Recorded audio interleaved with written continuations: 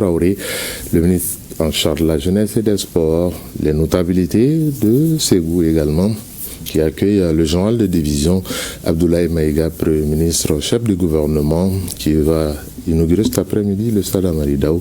Ça, c'est les personnalités qui accueillent justement les préfets et le gouverneur en tête.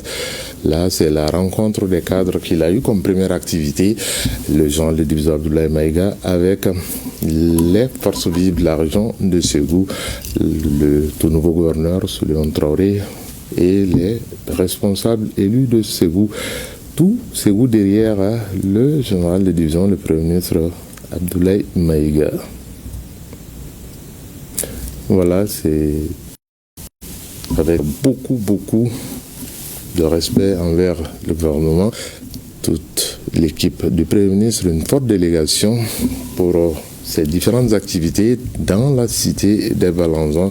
Les confessions religieuses étaient également là à l'accueil et tout s'est terminé avec des prières et des bénédictions pour le Mali.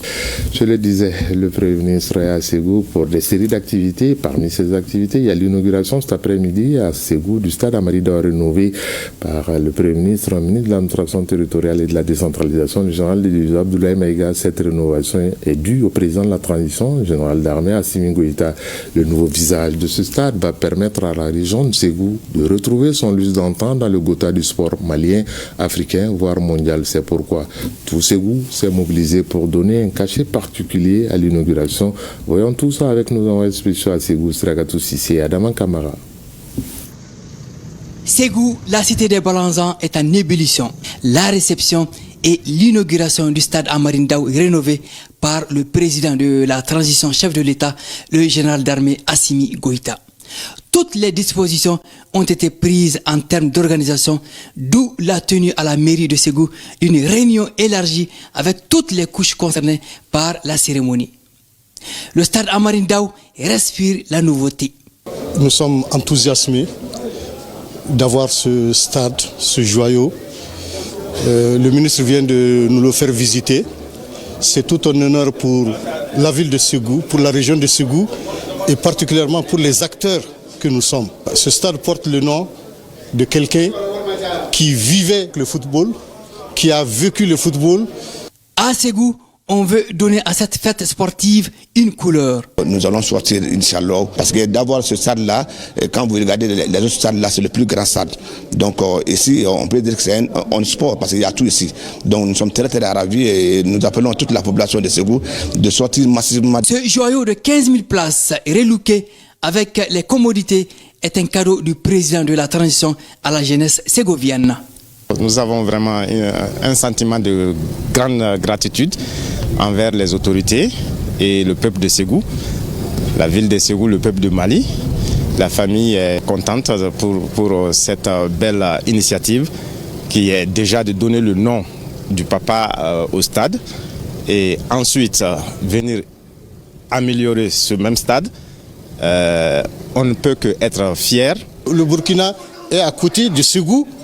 Donc l'équipe nationale du Burkina peut, au-delà de jouer à Bamako, venir jouer ici à Ségou, tout comme les autres nations dont les stades n'ont pas pu être homologués jusqu'à présent. L'événement sera présidé par le Premier ministre, ministre de l'administration territoriale et de la décentralisation, le général de division Abdoulaye Maïga. La ville de Ségou a hâte de recevoir les clés du stade Amari Daou. Auparavant, le ministre en charge des sports, Abdoul Kassim Ibrahim Fomba, a rencontré les présidents des différentes ligues régionales affiliées. Oui, Sragatou, ce qu'il faut retenir, c'est que le Premier ministre, ministre de l'administration territoriale et de la décentralisation, le général de division Abdoulaye Maïga, est depuis ce matin à Ségou pour des séries d'activités. Direction la Venise malienne, Mopti, ou pour désenclaver la ville et accélérer l'économie locale. Plus de 4 milliards de francs CFA sont mobilisés pour les travaux d'élargissement et de rehaussement de la digue sur la route d'accès au gouvernorat. Mais pas que, il y aura aussi le dragage, le curage des sédiments et la réhabilitation de la rampe ainsi que le quai d'accostage. Ces infrastructures sont financées par le projet de restauration des terres dégradées de la Venise malienne Mopti Oumar Maïga. Le lancement des travaux d'élargissement et de rehaussement de la digue route d'accès au gouvernorat, la réhabilitation de la rampe d'accostage, le dragage et le curage des sédiments sur la voie d'accès au quai, entre autres, par le ministre de l'Environnement, de l'Assainissement et du Développement durable et celui des Transports et des Infrastructures s'inscrivent dans le cadre de la mise en œuvre du projet de restauration des terres dégradées PRTD Mali dans la région de Mopti. Si Mopti est à un tournant de son développement, il est essentiel que ces projets puissent impacter directement sa population, c'est-à-dire sa jeunesse. C'est pourquoi je plaide pour l'employabilité des jeunes ici présents parmi nous dans l'exécution de ces travaux. Ce sont des jeunes qui ont participé dans les activités du PAFEM, qui est un projet aussi de la Banque mondiale pour leur employabilité dans les travaux à haute intensité.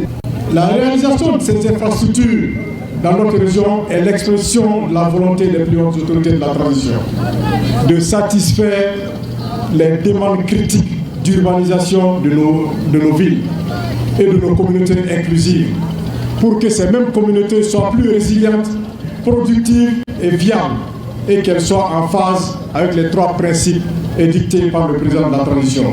Le projet Restauration des terres dégradées, soutenu par le gouvernement malien avec l'appui financier de la Banque mondiale, est une réponse efficace aux différentes sollicitations des populations pour relever les défis environnementaux. Pour faire face aux défis environnementaux, nous procéderons en ce jour 13 février 2025 avec un investissement de 4 567 897 910 francs CFA au lancement des travaux, de rehaussement de l'élargissement de la digue route d'accès au gouvernorat sur une distance d'un peu plus de 2 km afin d'améliorer la circulation et protéger les berges et la ville des inondations récurrentes.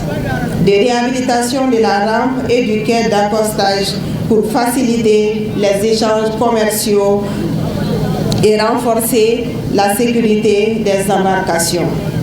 De dragage, de curage des sédiments sur 2195 km de voies d'accès au quai, garantissant ainsi une meilleure navigabilité et une fluidité des activités portuaires.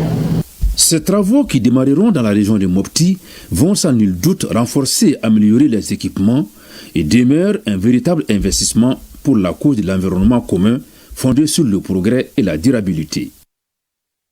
Humanitaire dans ce trésor, la Banque mondiale à travers le projet de résilience urbaine de Bamako au secours de 340 000 personnes victimes des inondations de 2024. L'institution financière a fait un don au Mali dont la valeur s'élève à plus de 44 milliards de francs CFA. Cet important don a été remis au ministre en charge de l'urbanisme, de l'habitat, de l'aménagement du territoire et de la population et à sa collègue de la santé et du développement social, Youssouf Diakiti. Le projet de résilience urbaine de Bamako a pour objectif d'améliorer l'accès aux services de gestion des déchets, d'assainissement et d'approvisionnement en eau en milieu urbain, d'accroître la résilience aux inondations dans certaines zones vulnérables du district de Bamako et dans certaines communes voisines ciblées.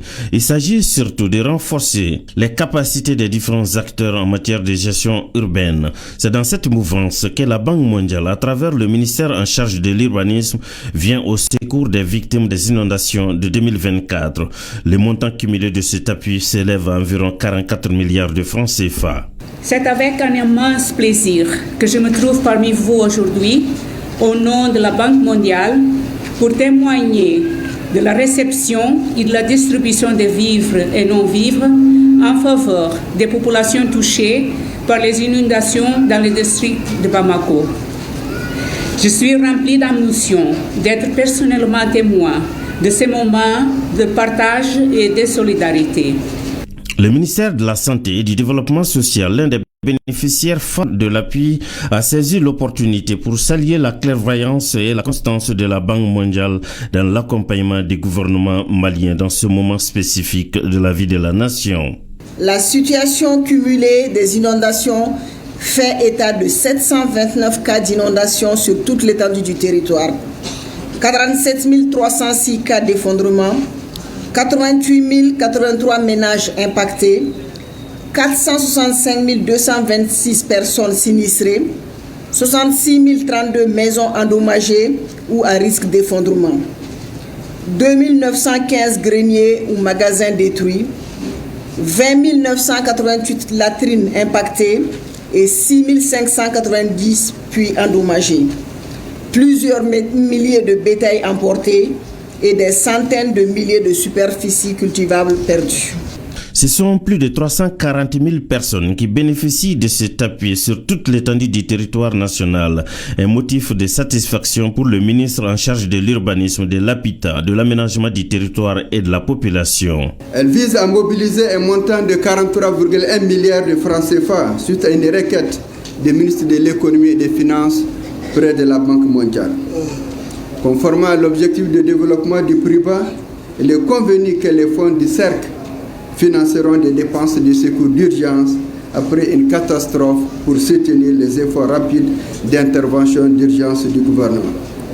C'est dans ce cadre qu'un plan d'action a été élaboré et s'articule autour des activités ci-après: l'appui à l'assainissement des zones affectées par les inondations, l'appui à la réponse de la protection civile aux inondations, l'appui aux besoins liés à la santé, l'appui aux besoins de base, il s'agit de la nutrition, logement temporaire, scolarisation et l'appui à la remise en état des infrastructures routières. La cérémonie a pris fin par la remise symbolique aux bénéficiaires. Un mot de finance. Le calendrier d'émission des titres de l'année 2025, connu de tous depuis hier. Il s'agit d'un plan de mobilisation des fonds à lever sur le marché financier de l'UEMOA. Cette année, le besoin du Mali s'élève à 1255 milliards de francs CFA pour le complément de financement de l'économie nationale. Les partenaires du Mali, comme à chaque fois, sont la BCEAO, l'UEMOA, les banques et les représentants d'institutions financières d'investissement au Mali. Youssouf Diakiti. Les émissions de titres publics, bons et obligations du Trésor visent surtout à financer les investissements nécessaires à la croissance et au développement économique de l'État avec la mobilisation des ressources en vue d'assurer la couverture des besoins ponctuels des trésoreries du pays. Et s'agissant du calendrier d'émission 2025, conformément à l'équilibre financier déterminé dans la loi de finances initiale 2025, le montant mobilisé par l'État du Mali pour cette année se chiffre à 1255 milliards de francs CFA. Ce niveau d'endettement, il est important de le noter, reste conforme à la stratégie d'endettement de l'État du Mali.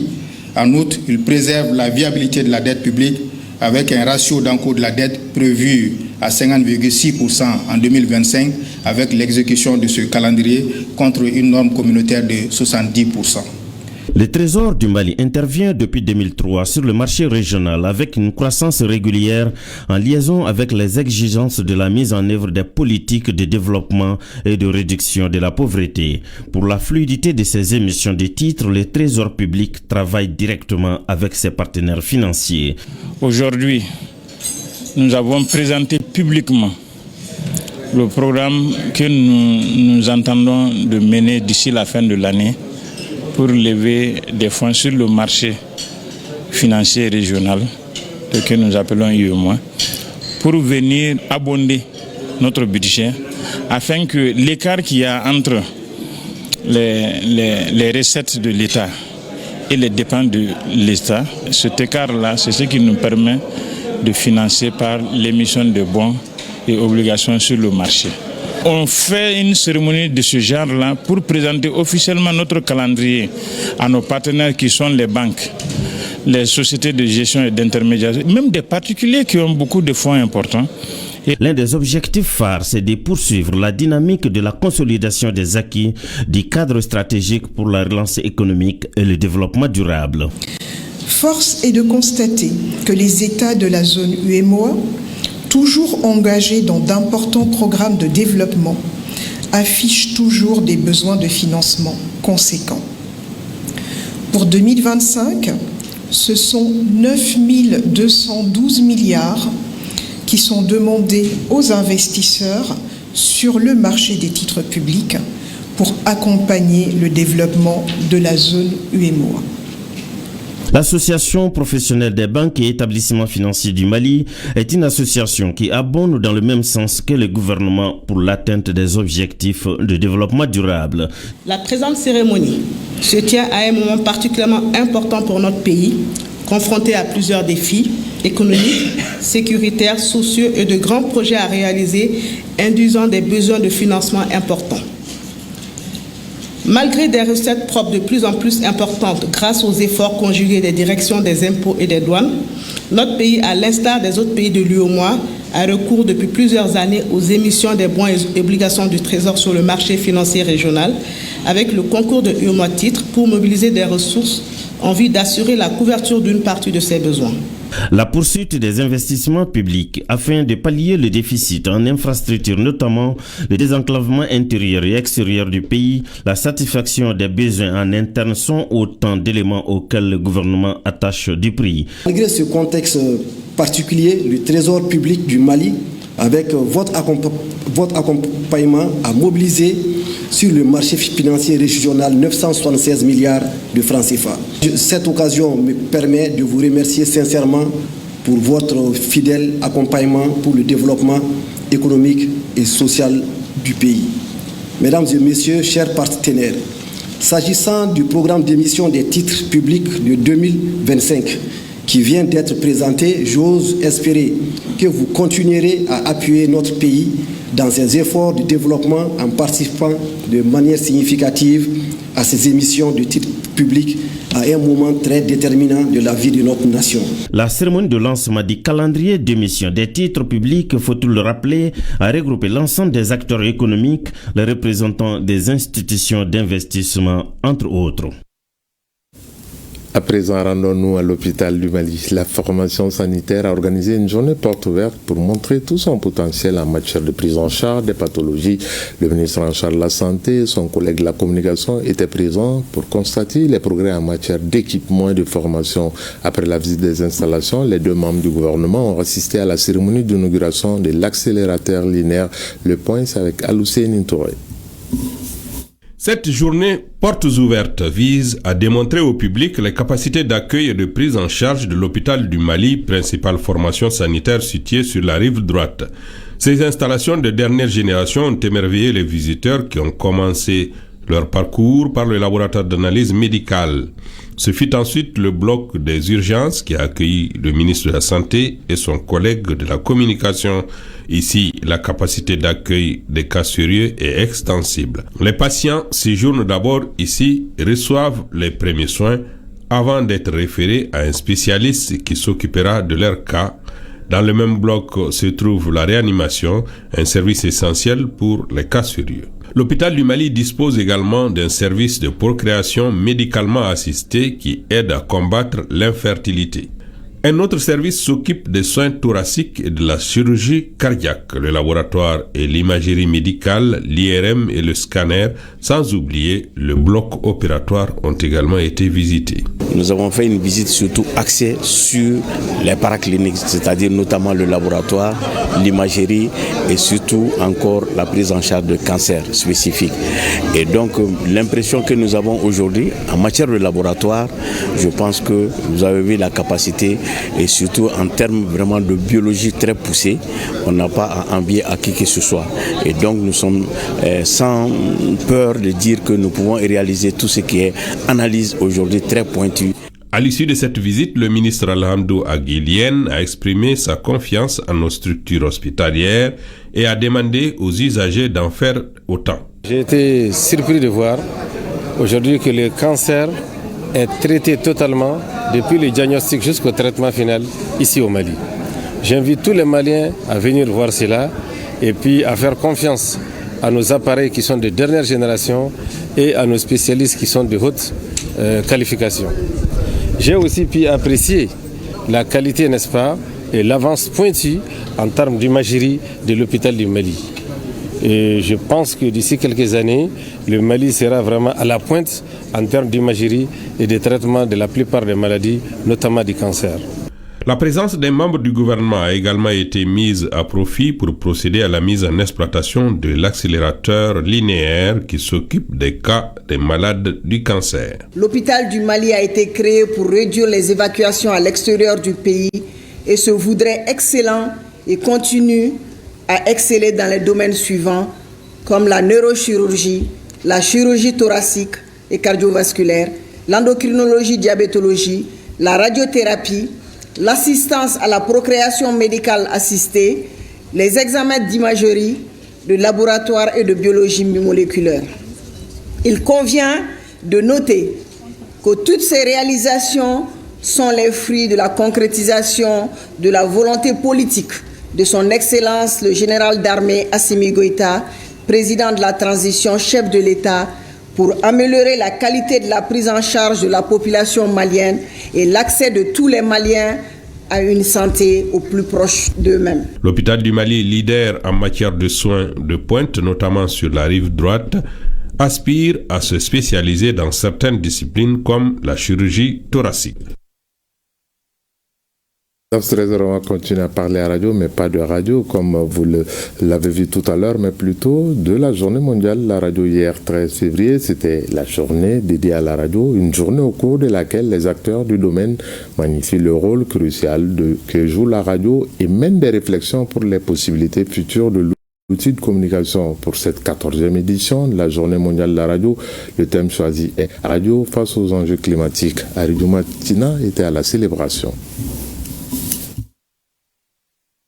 Depuis sa découverte, la radio n'a cessé d'être au service des populations. Par sa magie et sa simplicité, elle s'est imposée comme un moyen efficace d'information, de sensibilisation et d'éducation des communautés. Ainsi, la célébration de la journée mondiale du précieux outil de communication est un moment important pour les acteurs du domaine de se retrouver et magnifier l'histoire, la valeur de la radio.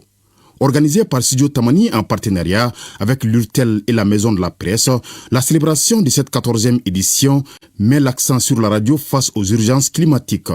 Une thématique d'actualité qui met en lumière le rôle que joue la radio et la place qu'elle occupe dans la sensibilisation pour un changement social de comportement face aux effets du changement climatique. Chaque journée internationale représente une opportunité d'informer le grand public sur les thématiques liées à des enjeux majeurs. Au cours des dernières décennies, grâce aux médias, les concepts liés au changement climatique ont été présentés de manière claire et compréhensible, et ce qui a permis au grand public de mieux cerner la nécessité de protéger notre environnement. Nul n'ignore le rôle important de la radio dans nos communautés. Et cette année, à cause des calamités naturelles que nous avons connues, notamment les inondations, qui ont fait beaucoup de dégâts humains, matériels, psychologiques, les radios ont continué à jouer un rôle important dans l'information, la sensibilisation et l'accompagnement des populations. Ces phénomènes deviennent de plus en plus fréquents et affectent les conditions de vie de millions de Maliens. Dans ce contexte, la radio a un rôle primordial à jouer, celui d'informer les populations, d'amplifier les voix des acteurs du changement et d'encourager des actions concrètes pour un avenir plus durable. La journée est aussi un moment propice de mesurer le chemin parcouru et d'attirer les attentions sur les difficultés. Nous souffrons de problèmes de tout ordre. Les problèmes demeurent les charges de salaire, d'électricité, de téléphonie et autres charges de déplacement, d'entretien de matériel, point important pour la survie de nos médias. L'épée de Damoclès se rallonge avec les nouveaux tarifs intenables par les médias maliens qui sont déjà agonisants à cause de l'insécurité de la crise économique mondiale et surtout la crise énergétique. En cette journée spéciale dédiée à la radio, voyons ensemble comment nous pourrions faire revivre et renaître de ces cendres le Festival Biennal Ondes de Liberté. Un rendez-vous important qui permet de statuer sur l'ensemble des questions relatives aux médiums à radio. Depuis son institution par l'UNESCO en 2011, cette journée est une occasion de rappeler l'importance cruciale de la radio en tant qu'outil de développement, d'éducation, de sensibilisation et de promotion de la liberté d'expression. Au nom des plus hautes autorités du pays, je tiens à exprimer ma profonde gratitude à tous les acteurs du secteur radiophonique.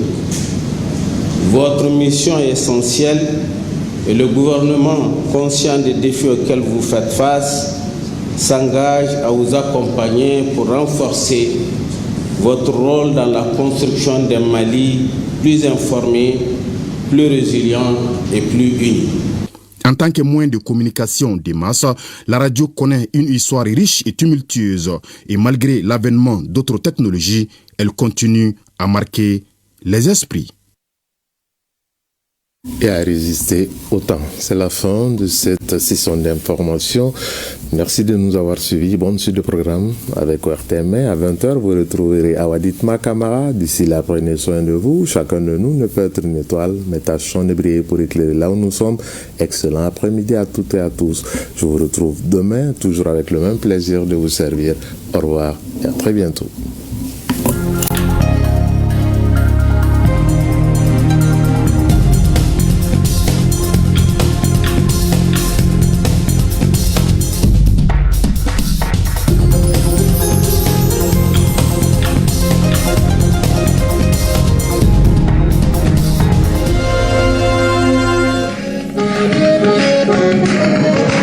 Balanio, the